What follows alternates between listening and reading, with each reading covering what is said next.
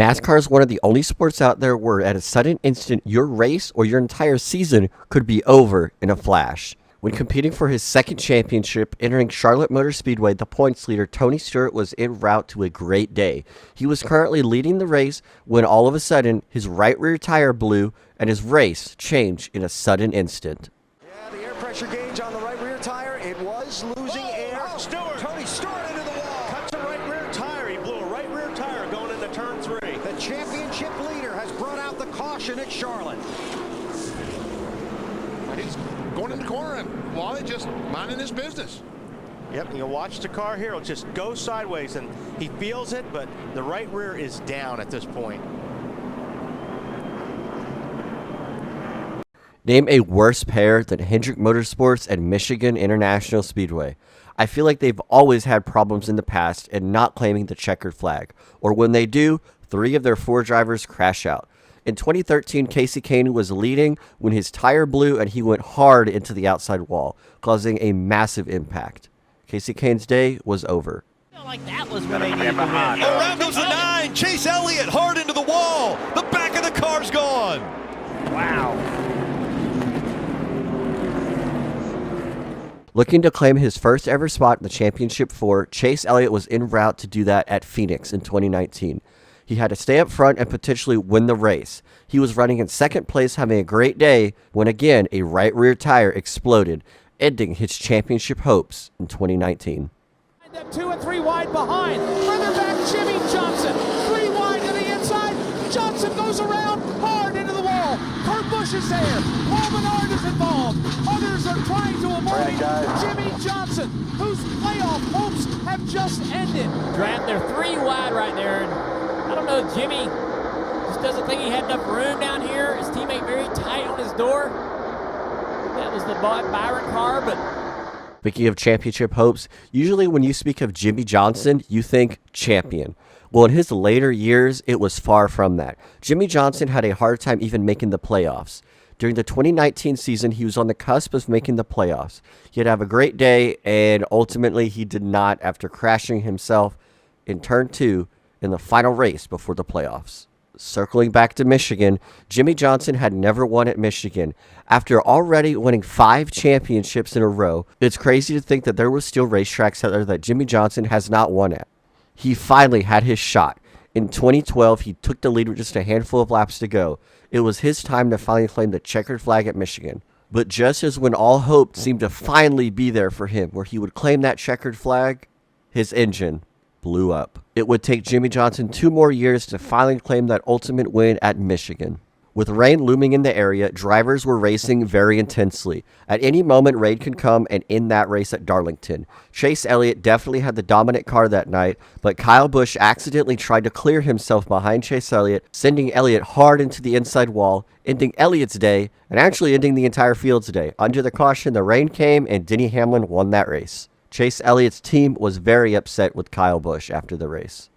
Tony's car just, Tony hit the apron. He got down on the apron. He got a little bit loose. Kurt was all over the back of him, and there he goes. Tony's dropped the window net on his car. That's a signal to safety workers that he is okay. The biggest prize in racing is the Daytona 500, a race that has eluded Tony Stewart for his entire career. One of the best shots he had at claiming the Daytona 500 was in 2007. He had the fastest car that year. He won a dual race, he won the shootout, and was leading the Daytona 500 until he got loose up off the bottom of the track. Kurt Busch drove right into his quarter panel, and they both went hard into the wall, ending both of their chances at winning the Great American Race. Being called, shouting on the crew here, but they take the command. Oh, it comes down off the jack. 22 off the jack on the left side, and they're going to lose any time they thought they might gain. A lot of time being lost on pit road right now. They're still trying to get the car off the ground. The crew lifting it, trying desperately to get this car where they can get the jack back under it, lift it back up. They've got the flat jack in there now. And finally, the opportunity to put the left side tires on. Disaster for the 22 on pit road, Alan. Jack it up. It's been a clean race for these teams all day long, but now when it counts the most, problems on pit road for Logano's team. I talked about there being 29 cars on the lead lap. he's going to be at the back of all of them. NASCAR is a very well-known team sport. To be the best, you have to be a great driver, have a great crew chief, and a great pit crew. When Joey Logano was competing for his first ever NASCAR championship, on the final pit stop of the race, all he had to do was get a great clean stop and he'd be up front in championship contention. His pit crew dropped the jack and ultimately costed him a ton of spots on pit road, making the pit stop extremely long. Find the lap car of Dave Blaney right now, but now he clears him. Oh, Junior just blowing an engine. And Dale Earnhardt Jr. gave it his all, and now smoke billowing from the back of the 8 car. Another DEI engine failure. Dale Earnhardt Jr.'s efforts tonight, but it's not to be. What are your thoughts? Just disappointing. We lost another motor tonight, and seems like that's just been a theme of this season for us.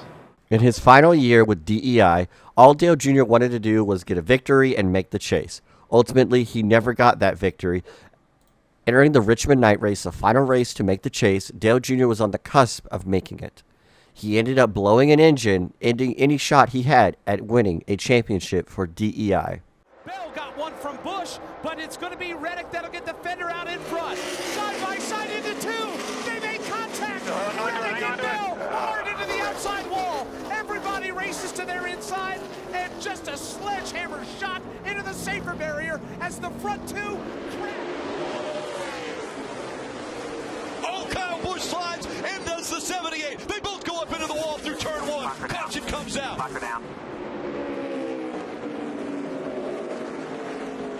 We're done. Fighting for the spot. The 18 got loose up high. The 78 was loose down low. 78 slid up and hit the 18. They both go around. Big flames underneath the hood of Martin Truex Jr.'s car. The inside car gets loose and takes out the outside car. Both of these clips ending their days at any shot they had at the victory. Juan Pablo Montoya always wanted to win the Indianapolis 500 and the NASCAR Brickyard 400. He had his shot in 2009, and it was his time to finally do it, until he made that crucial pit stop that costed him the win. Make sure they had a good clean stop. Check that.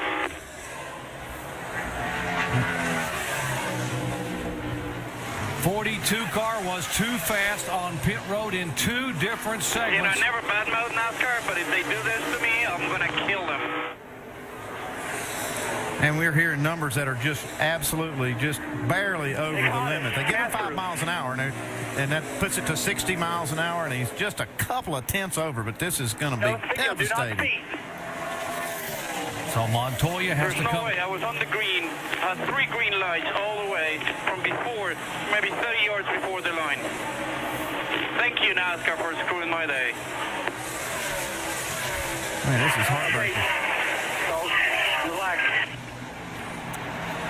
We had this in the bag, and they screw us because I was not speeding.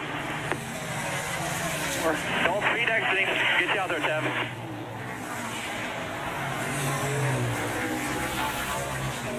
So he has to serve the pass-through penalty. Stand on here. We'll have a good spot over here on the back. Sometimes your day could end by not even your own doing. During the 2022 Daytona Fall race, all the drivers were looking to claim the victory at Daytona. Little did they know, sitting in turn number 1 was a rain shower. NASCAR did not throw a caution and let all the drivers race down into turn number 1, ultimately crashing about over 90% of the field, ending everybody's day.